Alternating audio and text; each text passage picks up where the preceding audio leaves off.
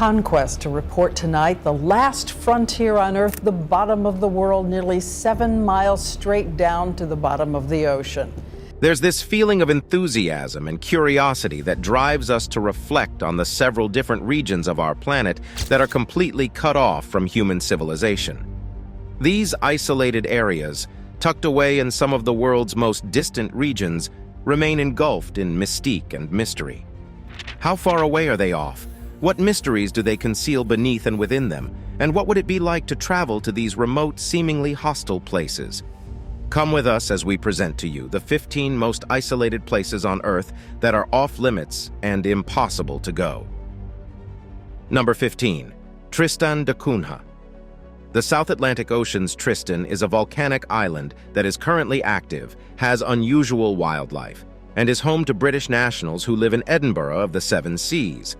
And this island happens to be the world's most remote community. TRISTAN de CUNHA is a remote archipelago in the South Atlantic Ocean, spanning about 1,400 miles south of St. Helena Island. It is one of the most remote inhabited places on Earth. Volcanoes erupt with a powerfully destructive mixture of ash, lava, hot, toxic gases, and rock. Explosions from volcanoes have claimed many lives, and volcanic eruptions can bring up additional health risks, such as wildfires, floods, mudslides, electricity outages, and contaminated drinking water. The TRISTAN de CUNHA Islands are volcanic in origin and provide a unique glimpse into life in a remote location. Getting to TRISTAN de CUNHA is not easy. From the United States, the most practical route is a 15-hour flight to Cape Town, South Africa, which is then followed by a 6-day boat ride. The islands are too rocky to have an airport, so visitors must take a boat to reach them. TRISTAN de CUNHA was discovered in 1506 by a Portuguese admiral on his way to the Cape of Good Hope. The island was later settled by a British garrison in 1816 under King George III. Today, it is a British overseas territory with a population of about 242 people. The majority of the population is of American, Dutch, English, Scottish, and Italian descent. The community on the island is tight-knit, with only 7 surnames among the residents. However, this has not been an issue for the gene pool, as intermarriage has not been a problem due to the variety of people who have lived on the island over the years. Have you wondered what life could be like in this location? According to sources, the island has slow internet service, no phone network, and no local newspaper. However, there is a local gossip network that is said to be much faster than the internet, although it is not always accurate. The island has 2 churches, 1 medical facility, and a 5-classroom school for children aged 3 to 16. If you are considering visiting, note that the island has been closed to tourists since the COVID-19 pandemic. However, once the island has received a COVID-19 booster shot, it is expected to reopen for tourism, and visitors can secure a spot on one of the 9 fishing vessel trips throughout the year. But remember, there are no hotels, airports, tour operators, nightclubs, restaurants, jet skis, or safe ocean swimming for independent travelers. Number 14. Heard and McDonald Islands. Heard Island and McDonald Islands are 2 remote islands located in the southern Indian Ocean. They are about 4,000 km southwest of Perth, Australia, and 2,000 kilometers north of Australia's Davis Station in Antarctica. The islands are not your regular tourist destination. They are volcanic, covered in glaciers, and have a harsh climate. The islands are home to a variety of penguins, seabirds, and seals. They are also a popular destination for researchers studying the effects of climate change. Heard Island is the largest island, measuring 368 square kilometers.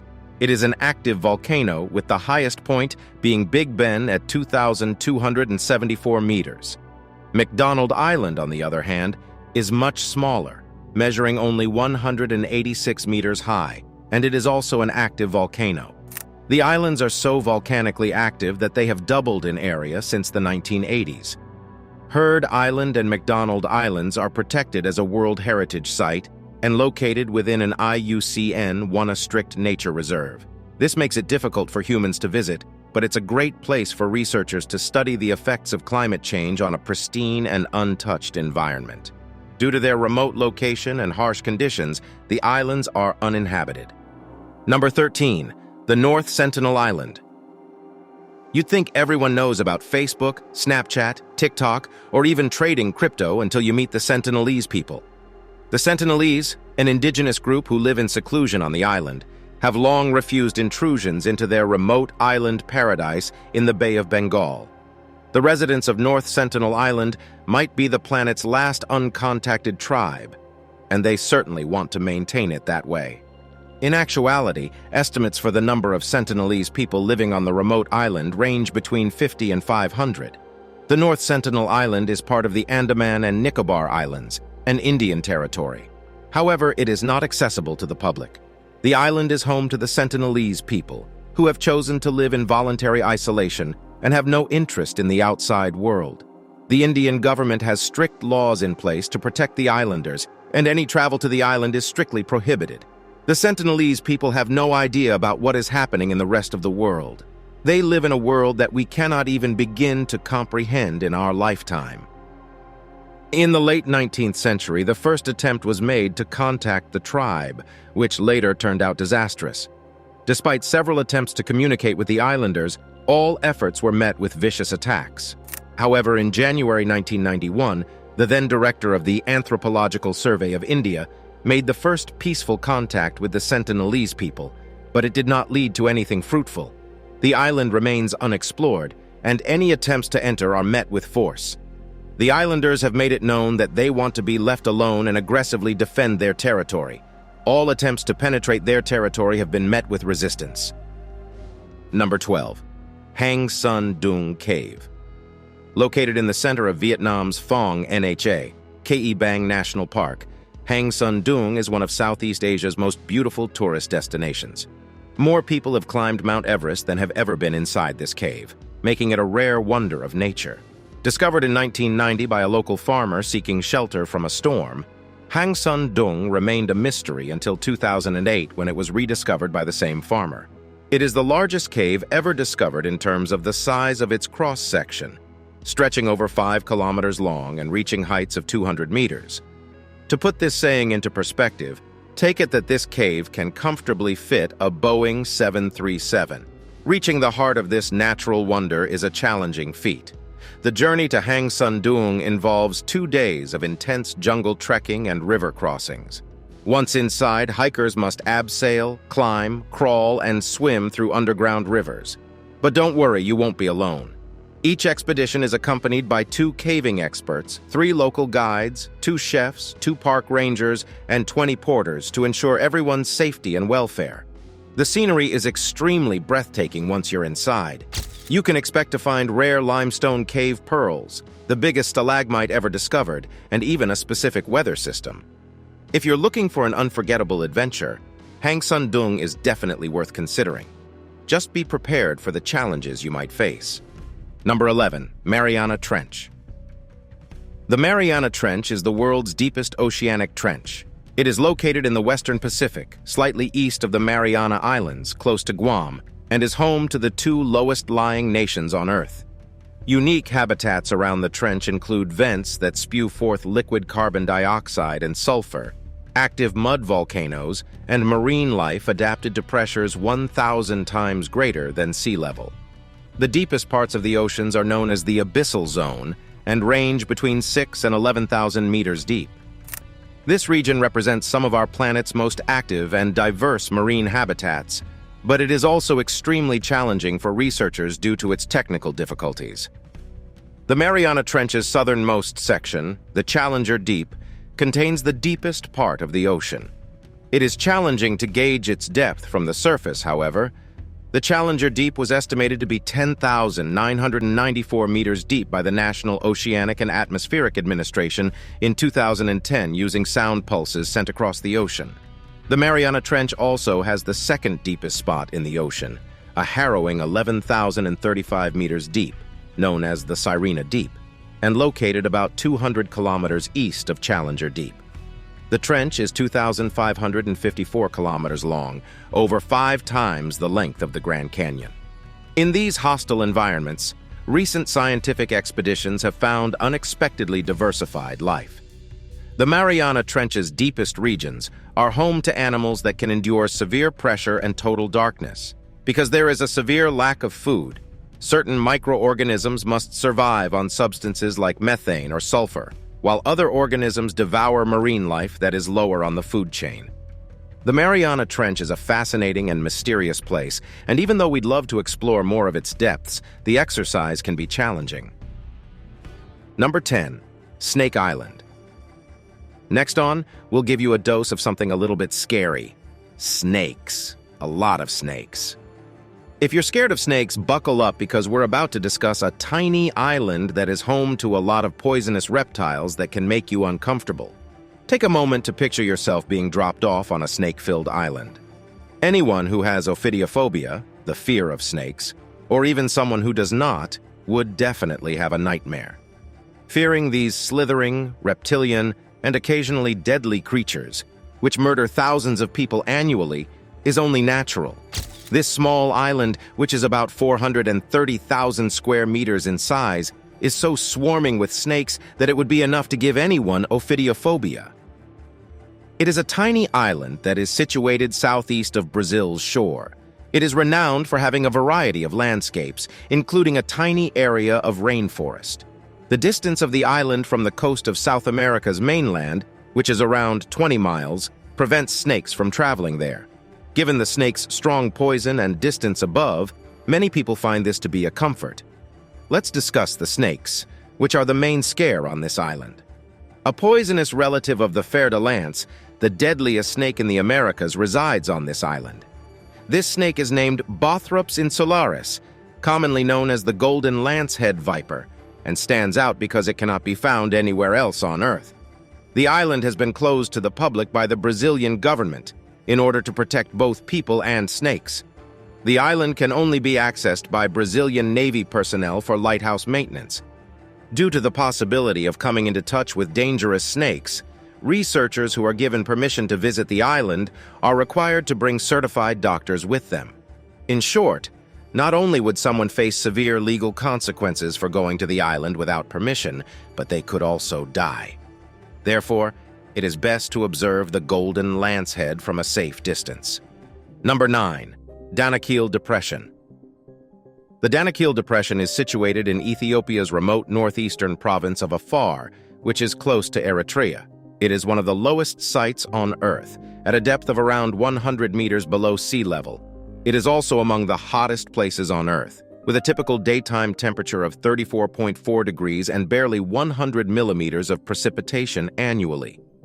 The first thing you notice when you enter this environment with eerie characteristics is the stifling dry heat and the strong chlorine and sulfur odor. Patches of vibrant green and yellow can be seen throughout this barren environment. It's definitely an unusual sight. This volcanic region is a salt desert at the crossroads of 3 tectonic plates on the East African Rift. Intense volcanic and hydrothermal activity occurs there, shaping the hottest place on the planet. In fact, it is often viewed as similar to Mars, making it an ideal place to research the physical and chemical limits of life on Earth. With more than 30 active and dormant volcanoes, the DANAKIL Depression is one of Earth's most unique geological regions. It's a strange and mysterious landscape with noxious hot springs, frozen black lava flows, and massive salt basins left over from ancient lakes. In stark contrast to the cool, temperate Ethiopian highlands, it is also one of Earth's lowest, driest, and hottest places. It's where the famous 3.2 million-year-old fossil hominid Lucy was discovered in 1974. The DANAKIL Depression is a truly unique and fascinating place. The terrain is unearthly, the heat is intolerable, and the geological activity is ever-changing in this atmosphere of extremes. It is a site that is both stunning and deadly, and anyone who visits is guaranteed to come away with an unforgettable memory. Number 8. NAMULI Mountains. The site of Mount NAMULI is simply breathtaking. It rises like an ancient fortress above the nearby grassland and rainforest, with clouds frequently obscuring its uneven summit. The mountain is the source of multiple rivers that provide water for the neighborhood, and the Makwa people regard it as sacred. Few tourists climb the peak, but those who do are rewarded with breathtaking views of the surrounding area. When visiting Mount NAMULI, it's crucial to respect the community's traditions and sensibilities. Mount Namuli is a 419-meter granite monolith located in Mozambique. It is considered sacred by the local Makua people and is the source or partial source for several rivers, including the Lacuno and the Malema. While few travelers hike up the mountain, this is more due to the fact that so few visitors come here rather than any technical difficulties posed by the climb. It is important to respect local customs and sensibilities, as the surrounding area is a traditional Renamo stronghold. During the war, the mountain was used by local communities as a refuge. Due to the mountain's unusually steep terrain, no one has been able to climb Mount Namulito to the top even today. The mountain served as a haven for neighborhood residents throughout the war, and the surrounding area remains a typical Renamo stronghold. It is not advised to make an attempt to get to the top of the mountain without enough training and equipment due to its high terrain. Number 7. Mochuo County. Mochuo County is a remote and isolated county in eastern Tibet. It is so inaccessible that it is the only county in China without a highway linked to the outside world. It is also the last county where the Brahmaputra River crosses over into China before it flows to India. With a population of just 10,000 people, most of whom belong to the Menba and Luoba ethnic groups, Mochuo is a world of its own. Mochuo is considered to be Tibet's purest and holiest region. It is even called the Hidden Lotus in Tibet. This is why it is a spiritual haven for many people. In addition to its spiritual significance, Mochuo is also home to a variety of natural wonders. You can enjoy tropical fruits like bananas and pineapples in the snow-capped mountains of Mochuo. This is because it has a typical subtropical moist climate, which brings plenty of rainfall and spring-like days all year round. Mochuo is also home to the Mochuo State Natural Reserve, which is home to numerous waterfalls, rivers, and diverse flora from tropical to cold weather plants. Mochuo has been dubbed the Natural Museum of Tibet or the Tibetan Botanical Garden. If you are up for a challenge, you can trek to Mochuo. However, be warned that the trek from Pai Village to Mochuo takes 4 days and is considered one of the most classic hiking routes in China. Number 6. Cape Melville. The next stop is Cape Melville, a cape on the Australian Cape York Peninsula's eastern coast. Originally given the name Stony Cape by Lieutenant Charles Jeffreys, Cape Melville was eventually changed to his honor. Several islands, notably Python Island and Hales Island, which are a part of the Great Barrier Reef Marine Park, may be found in this national park. But what actually distinguishes Cape Melville is its craggy mountain range, which is covered in millions of houses, and car-sized black granite rocks heaped hundreds of meters high. This area is now a virgin wilderness because this field of rocks has stopped the construction of nearby roads and villages. There are many different types of plants and animals in the park, including mangroves, rainforests, and coral reefs. In addition, it's a well-liked spot for camping, hiking, and fishing. We are thrilled to discover Cape Melville because it is a genuinely unique location. We are eager to witness the majestic boulders, luxuriant rainforests, and brilliant coral reefs. We are confident that it will be a unique experience. Cape Melville is an exceptional location. Because of the enormous boulder walls that surround it, the rainforest on top of the Melville Range has mostly gone undiscovered. 3 new kinds of animals that are adapted to living in boulders were found during a recent field trip by scientists and filmmakers. This shows that their long-term persistence in such a small location over millennia was mostly due to their relationship with rocks. There will be more because numerous more brand-new species are now being described. The traditional owners of Cape Melville, who identify as the Saltwater People or Yithuwara, value Cape Melville as a significant cultural site. Some of Australia's most important Aboriginal cultural sites can be found on the islands, including Stanley Island's breathtaking rock art sites. The Cape Melville rainforest is a forgotten world where time has stopped still. Because of the region's seclusion, rare plants and animals that are found nowhere else in the world have evolved there. The discovery of new vertebrate species is simply the most recent illustration of Cape Melville's incredible biodiversity.